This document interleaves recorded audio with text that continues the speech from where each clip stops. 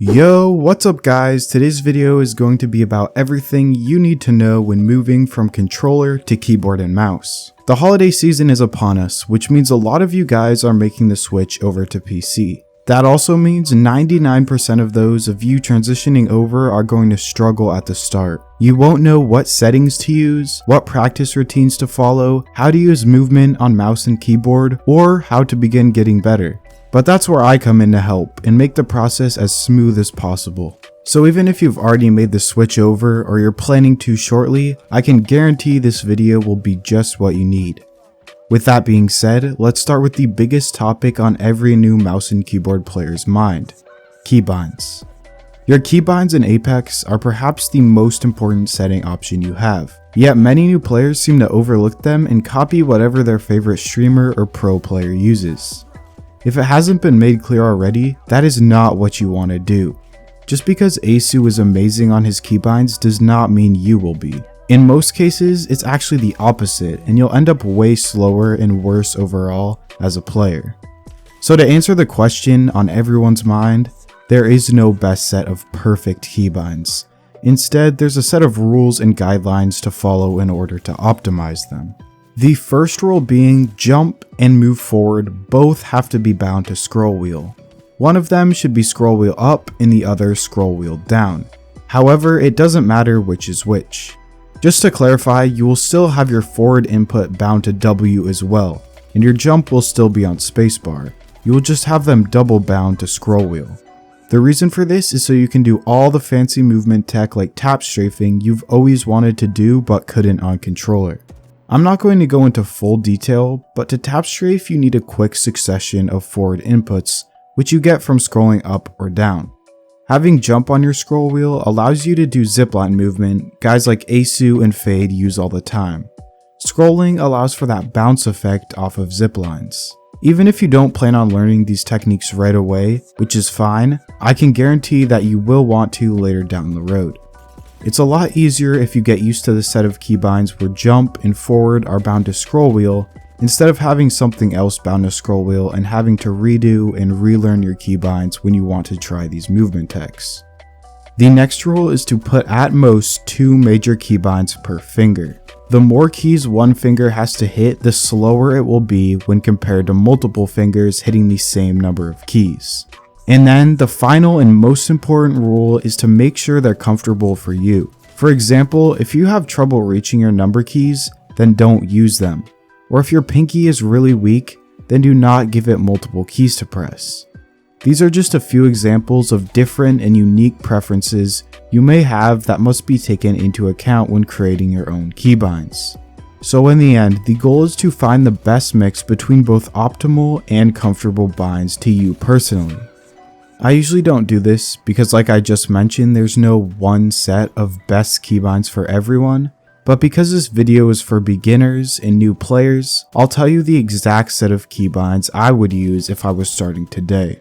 Starting with movement keys, move forward is W and scroll wheel down. Move back is S, move left is A, and move right is D. Obviously, these are the standard movement keybinds for every game, so there's really no reason that you would ever want to change these keys. I would have sprint bound to left control so crouch can have the shift key. I find that it is much easier to crouch spam and strafe with crouch being on shift. However, some people like these switched around, which would be up to you to decide. Jump should be on spacebar as well as scroll wheel up. For my toggle crouch, I would put that on C. For the most part, crouch hold is what you want to be using. However, toggle can come in handy in some situations such as holding a head glitch, so I leave that on C. Crouch hold I already mentioned was left shift. And from there, I have my tactical and ultimate abilities bound to side mouse buttons.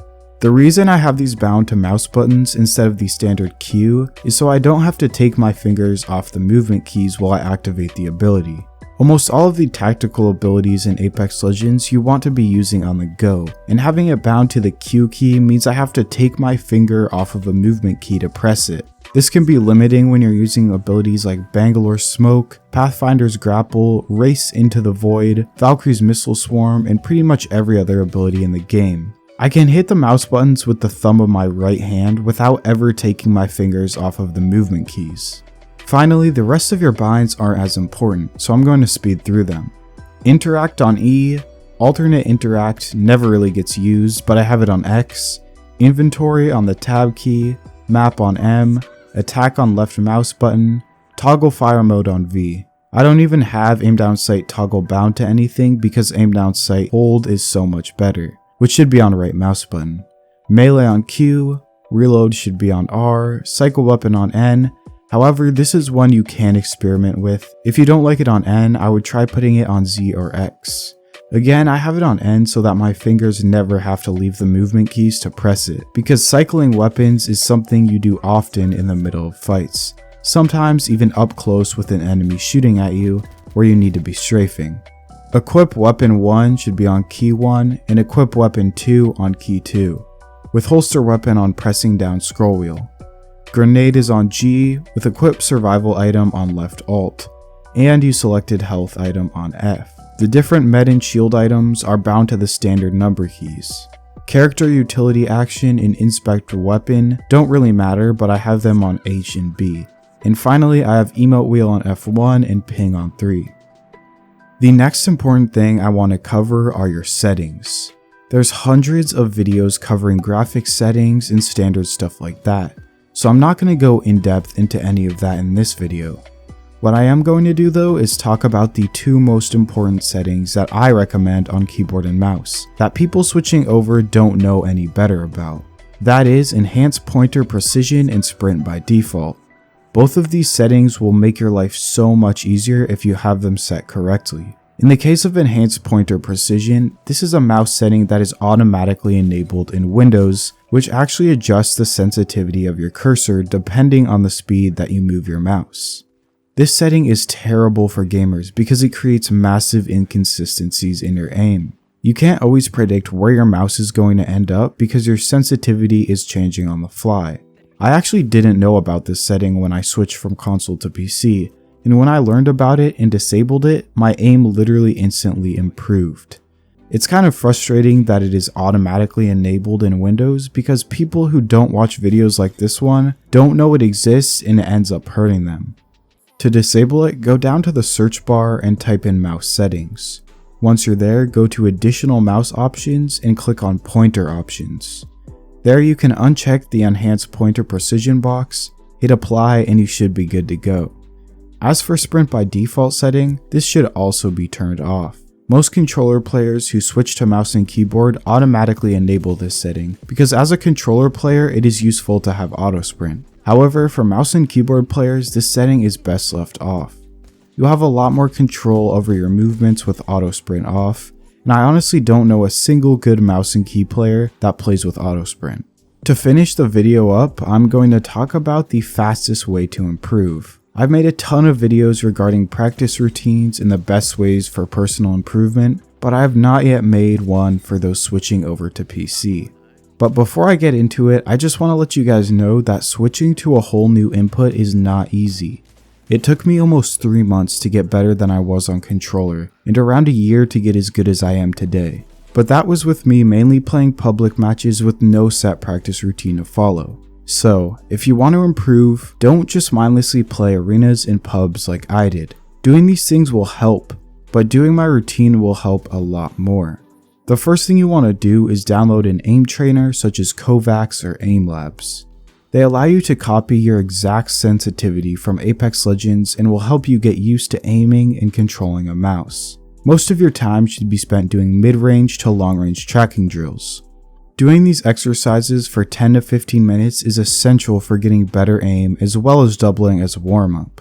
From there, load up Apex and jump straight into the firing range. Here is where you're going to hone in on the rest of your mechanics, aka your movement and recoil control. I suggest practicing shooting the dummies with various weapons and no attachments, basic zipline jumps, wall bounces, tap strafes, and crouch strafes. You just want to get as comfortable as you can on your keybinds while also learning and practicing useful moves that translate directly to normal matches. Personally, I spend around 5 to 10 minutes in the firing range every time I get on Apex. However, I have also mastered most of the mechanics in Apex. If you're a beginner on keyboard and mouse, I would recommend spending 10 to 15 minutes at least practicing everything I mentioned before. After that, queue up for a match of arenas. I've talked about why arenas is useful, especially for new players before. It allows you to get in constant 3v3 and 1v1 fights. This is the most important aspect of the game to master, so logically playing arenas and becoming better at them is a good use of your time. Arenas also emphasizes the use of your legend abilities, which is something no one ever mentions. Playing arenas is a great way to find the legends you like and prefer and those you don't. Finally, hop into a public match or ranked game and play to win. This will test your mechanics against other players and work on your game sense, which should have carried over from controller. Overall, those are the most important things you need to know when you switch from controller to mouse and keyboard. If you learned something new or enjoyed the video, please like, subscribe to the channel, and turn on post notifications. The last thing I should mention is that my channel is full of videos about how to improve and get better in every aspect of Apex Legends. If you're serious about improving and want to be as good as you can, check it out. I even have a video about whether you really should be switching to mouse and keyboard, or if you'd be better off just staying on controller. I hope everyone had a happy holidays and thank you for watching. I'll see you in the next one.